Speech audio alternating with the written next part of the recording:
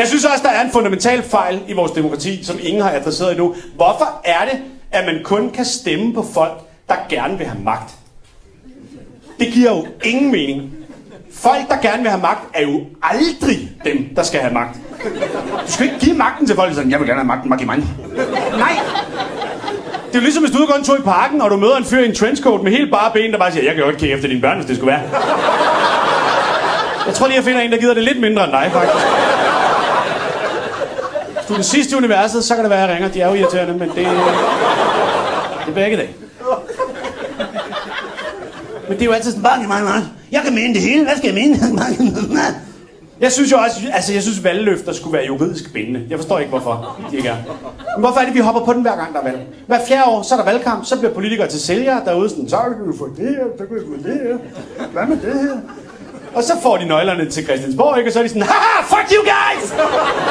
Og vi er sådan, nah, fuck, de fik os. Men de får os ikke igen næste gang. Jamen, andre sælgere, der lyver på den måde, de vil da som minimum miste jobbet.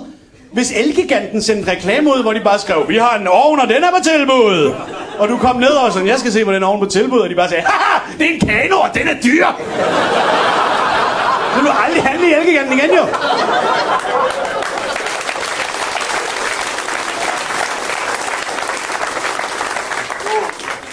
Men man kan heller ikke kritisere dem, de er så...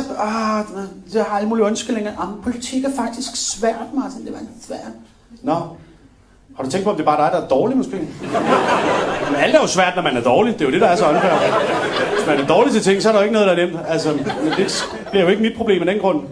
Hvis man har hyret en tømmer til at fikse sit tag, så ville man også synes, det var mærkeligt, hvis han efter en uge var sådan, ja, det blev ikke et tag, det blev en stor sombrero. Men det er jo svært at være tømmer, jo, så... Ja, for dig. Jeg betaler ikke for hatten. Fuck det, den er meget fed. Jeg betaler for den.